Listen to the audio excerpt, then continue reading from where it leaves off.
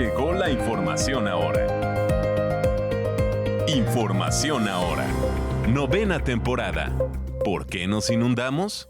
Tenemos a municipio que también vea que hay muchas desarrolladoras, por ejemplo, que se van metiendo a las áreas naturales protegidas como el cimatario. ¿Quién sanciona? Nadie, ¿no? Las partes altas, que era donde más se filtraba el agua, hoy están urbanizadas.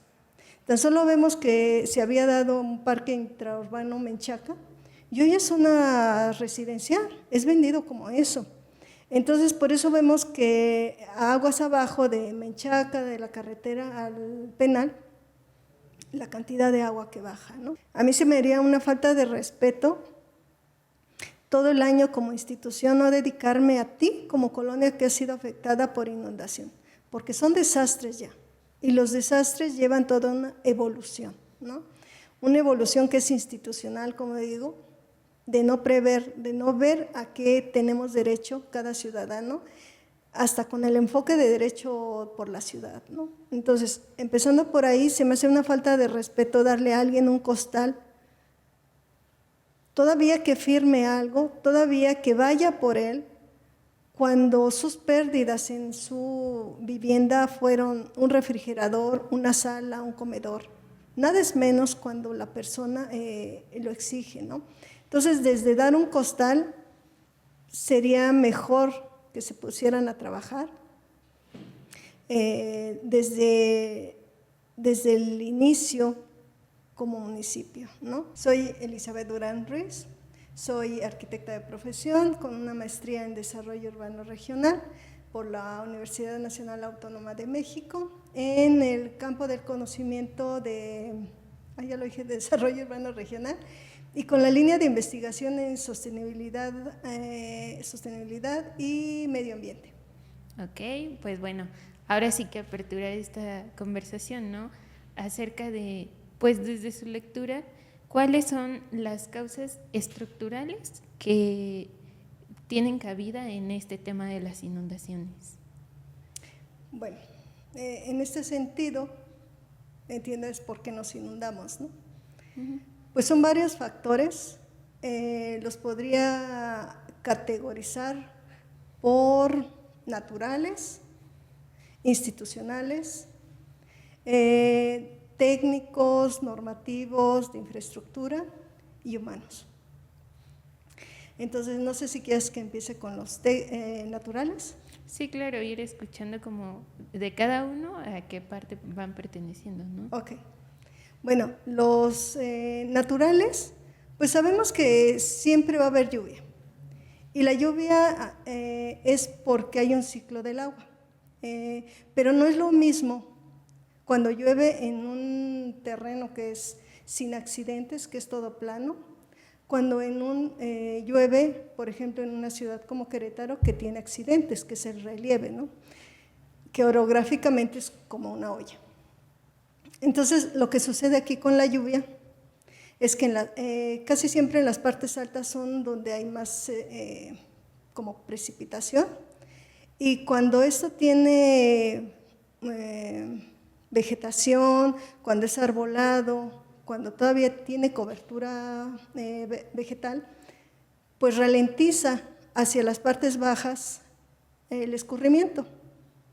Hay un estudio de Bellis en donde él estudió un solo árbol, 88 eventos, y el árbol como eje en el diámetro de 4.43 metros, el árbol lograba infiltrar el agua y que no hubiera tanto escurrimiento. Entonces, esta es una gran muestra de cómo la vegetación ralentiza nuestros escurrimientos, no solo en las áreas naturales, sino que puede ser utilizado en las zonas urbanas, ¿no?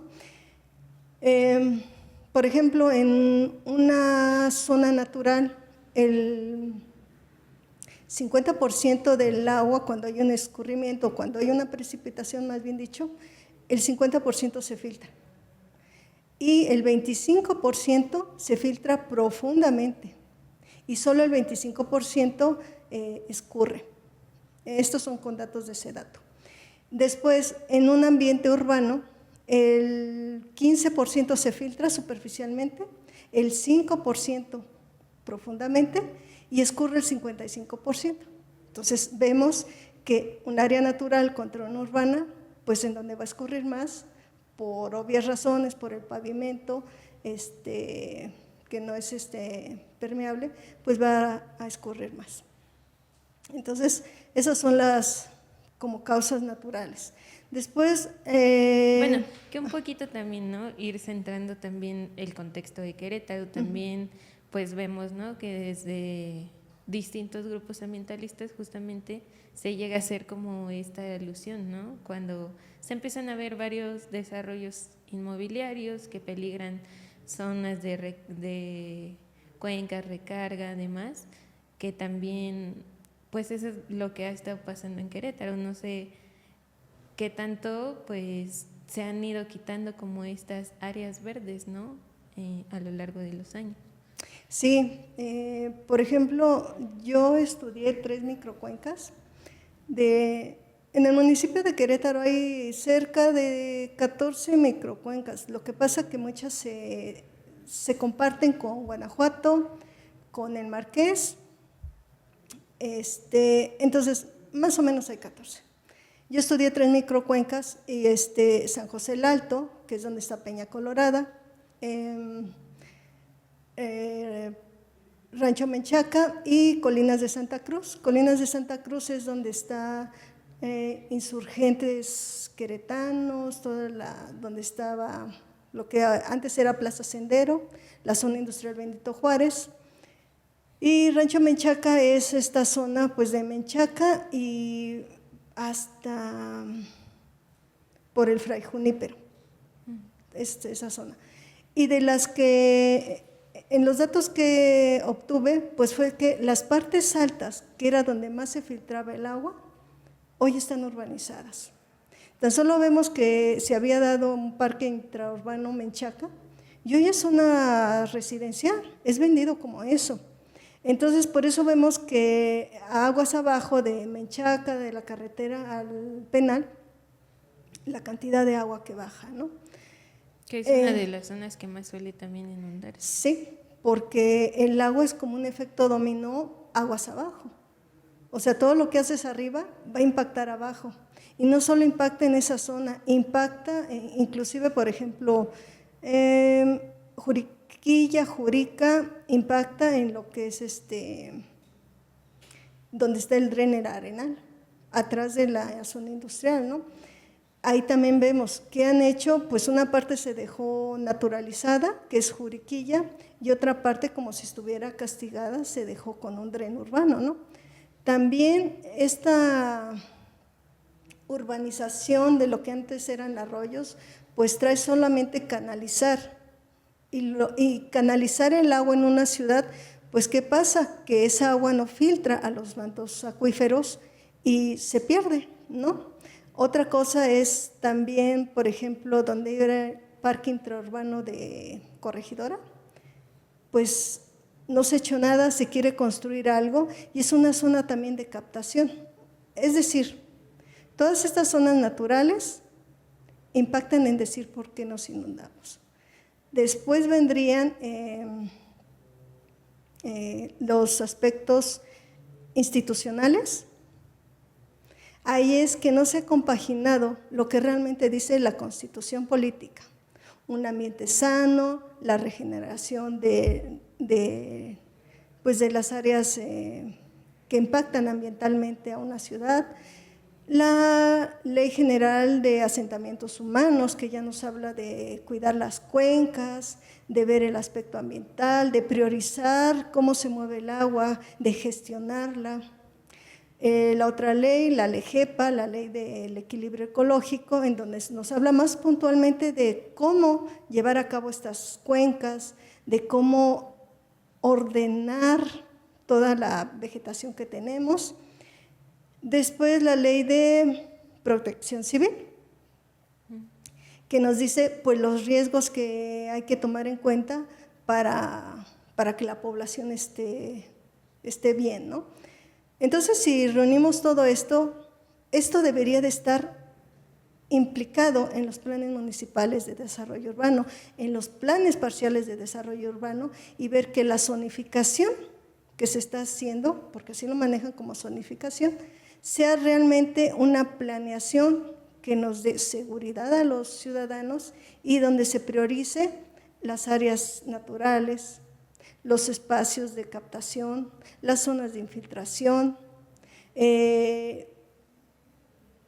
Hoy los drenes no nos han dado más que dolores de cabeza. No es lo mismo tener un área natural que sea solamente agua de escurrimiento, aunque estén las calles con diésel, ¿no? Pero es menos contaminada, que hoy tengamos drenes urbanos donde se han conectado desarrollos, que sean aguas negras y ante una inundación por estos escurrimientos y estas etapas que decía de cómo llega el escurrimiento a las zonas bajas y que nos inundemos con aguas negras, ¿no? No es lo mismo. Sí, claro, en este tema de los drenes, por ejemplo, ¿tiene que ver más como su infraestructura o su uso que se le da? O también lo que llegamos a ver, ¿no? Que dejan de tener también mantenimiento y a veces descuido. ¿Qué de eso es lo que los drenes se vuelven un peligro en estos tiempos de lluvia? Sí, y donde tendríamos que tener, por ejemplo, en las ciudades, mucho se ha hablado de Singapur y dicen de Israel y hablan de California, que reciclan sus aguas, ¿no? Pero aquí también algo importante es que Rotterdam, Ámsterdam, aquí lo importante es que estas ciudades no tienen drenajes combinados. Se pueden inundar, sí, se van a inundar porque a lo mejor es inevitable. Hoy los tiempos de lluvia son muy breves, pero con la misma precipitación, ¿no? Por ejemplo, en un mes podemos decir que llovió lo mismo que en 1970, casi lo mismo. Pero antes eran varios días y esa precipitación se repartía. Hoy son 2 ocasiones y es toda la precipitación de todo un mes, ¿no? Es un decir, porque no ha cambiado la precipitación en sí, han cambiado los tiempos. Entonces, sí, estos países tienen drenaje no combinado, tienen un drenaje separado y no combinan ni dan permiso ni se hacen de la vista gorda cuando dicen, oye, ¿esta agua de dónde es? ¿No? Creo que aquí el orden sí debe de prevalecer por salud, por riesgo para las personas y es lo que se debe de priorizar. Sí, claro. Y también, ¿no? Saber, pues esto de qué instituciones tendrían que estar pues haciendo como un mejor trabajo como para, bueno, por ejemplo, teniendo en cuenta esta lectura, ¿no? De saber que ya se va a presentar en menor tiempo, mayor precipitación, que empiecen como a tener estos planes de qué hacer como bien durante la temporada de lluvias. Uh-huh. Las instituciones que lo tienen que ver, me faltó técnica y normas y, perdón, y la otra era, infraestructura. A esto contesto tu pregunta. Sí, hay instituciones que deben de verlo primero y es Protección Civil primero. Tiene que hacer su atlas de riesgo, es más, lo tiene que actualizar ya. Cuando uno lo ve, dice, no hay problema con la ciudad. Sí, hay problema y no se han mapeado las colonias que nos inundan. Tiene que plasmarlo. ¿Para qué? Para que también municipio vea qué normas tiene que aplicar la NOM 03, la NOM 05 y la NOM 06 de SEDATU. También municipio tiene que ver que hay que mejorar la infraestructura. No solo hay que hacer drenes en todas las colonias, y menos cuando no son privilegiadas, ¿no? Vemos un campanario en donde muchas de sus ramales y cauces está con un área verde grande, pero vemos también en otras colonias donde dicen le vamos a poner un dren de concreto. Entonces, hay que ser equitativos, ¿no? Sea la colonia que sea, porque la sociedad se merece un medio ambiente sano y no la combinación de aguas negras con aguas limpias, por decir. Entonces, tenemos a municipio que también vea que hay muchas desarrolladoras, por ejemplo, que se van metiendo a las áreas naturales protegidas como el cimatario. ¿Quién sanciona? Nadie, ¿no? Entonces, primero tenemos que ver, como decía, Protección Civil, que actualice el atlas de riesgo, municipio que impacte en los programas y planes de desarrollo urbano para todas estas leyes, para todos estos riesgos, y que la vulnerabilidad del territorio se vuelva un elemento a tener en cuenta.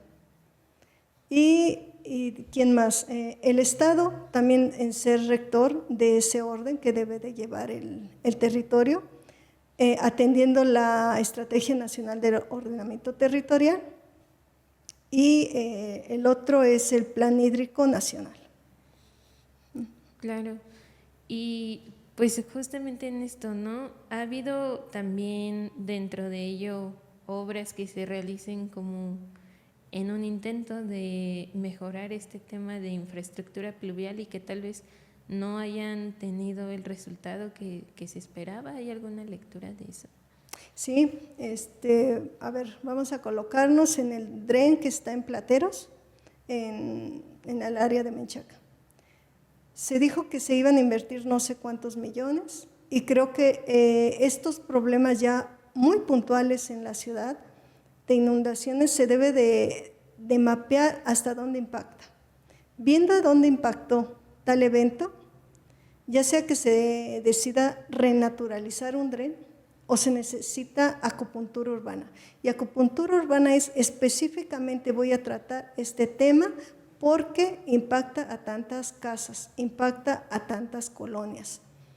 Pero no hablar como someramente, vamos a invertir tanto, a veces no es tanto, a veces solamente es arborizar, a veces es hacer un pozo de infiltración, a veces es teniendo un terreno cercano a la inundación, a lo mejor hablar con los dueños, hasta decirle que se lo compran, ¿no? O sea, así como ha habido muchas edificaciones de municipio que salen por todos lados, dice uno, pues ¿qué les cuesta un terreno que va a impactar a varias personas en beneficios? Entonces, yo sí veo que a veces se habla muy superficialmente pues de obras que se van a hacer, que a lo mejor no se hacen. Ahorita yo no he visto que se empiece a hacer algo, yo no he visto que empiece desarrollo urbano a desarrollar un proyecto en realidad para mejorar. Llueve, se nos olvida a todos, y cuando llegan las lluvias vuelve a ser como la noticia, ¿no?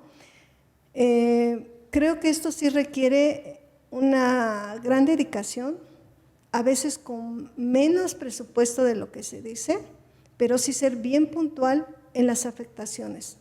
Ya no hay de que, es que ¿por qué nos inundamos? Por ejemplo, Rincones del Marqués, pues se inundaron porque ahí convergen dos redes hidrográficas que llevan velocidad desde Huimilpan. O sea, ¿por qué nos inundamos, no? ¿Por qué no previeron eso, municipio?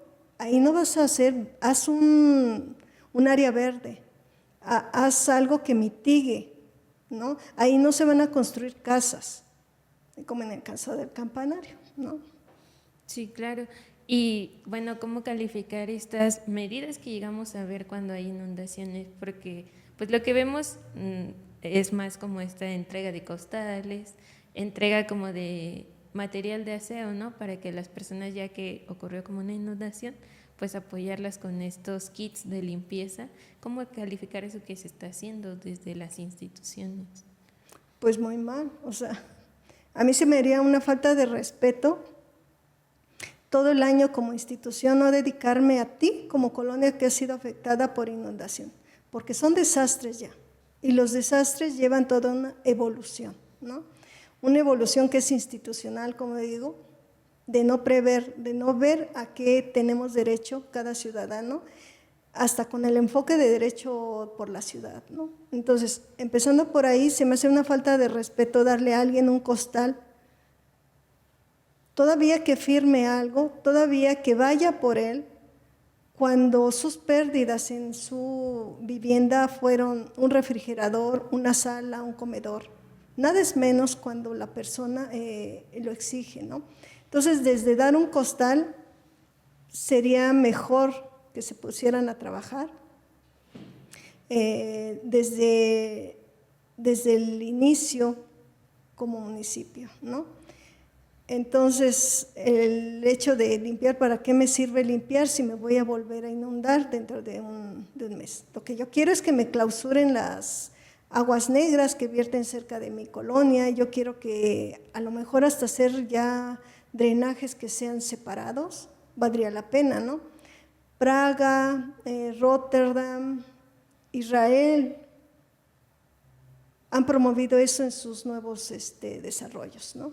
Entonces, Querétaro tiene, y siempre se dice, Querétaro tiene recursos, Querétaro está bien, entonces, ¿qué nos hace falta para hacer lo que siempre se dice que es capital de primer mundo, estado de primer mundo?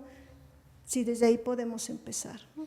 Sí, claro. Y bueno, muchas veces se dice esto de que, pues como que también, ¿no? Desde las administraciones no les gusta tanto apostar como a infraestructura pluvial, por eso de que no es algo como que se puede presumir. Eso pues también tiene cabida dentro de este tema, que es como de los motivos por los que no se le invierte. Posiblemente, pero yo creo que es más flojera, porque ya hay varias cosas para no solo embellecer tu ciudad, sino para estar en equilibrio con el agua. O sea, ya no hay pretextos, ¿no?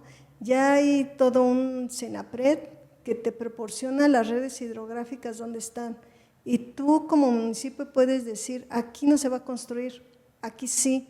Esto lo vamos a plasmar en los planes de desarrollo, en el ordenamiento territorial, ¿no? Entonces, creo que aunque no se vea un plan pluvial, sí debe de invertir, porque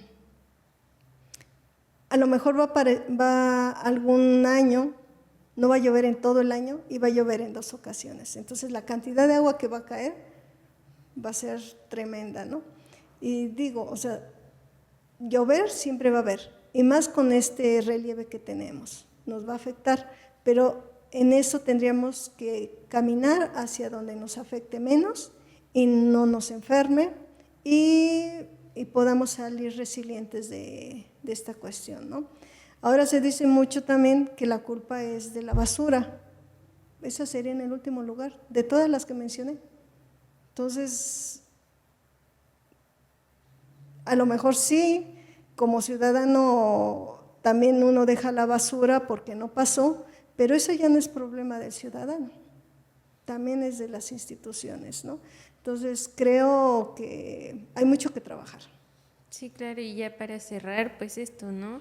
De qué tiene que saber la ciudadanía que pues puede como llegar a impulsar como para exigir, ¿no? Que haya una mejora para cuando está esta temporada de lluvias y que hay riesgos de inundaciones.